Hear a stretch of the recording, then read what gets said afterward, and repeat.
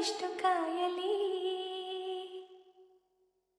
ನಿನದೆ ನನ್ನ ಜಗವು, ನನಗೆ ನೀನು ಬರವು, ಇದನ್ನು ಹೇಗೆ ಕೂಗಿ ಹೇಳಲಿ. ನಿನ್ನದೇ ಆಲಾಪ ಈಗಲೂ ಕೇಳುತ್ತಿಹುದು ಮನದಲ್ಲಿ. ಸ್ವಪ್ನವೇ ಸಾಕಾರಾದ ಹಾಗೆ ನೀನಿರಲು ಜೊತೆಯಲ್ಲಿ. ನೀನೊಮ್ಮೆ ಆಲಿಸು ಮನದ ಕಿರುದನಿ, ಸದ್ದಿರದೆ ಮೂಡಿದ ಪ್ರತಿಧ್ವನಿ.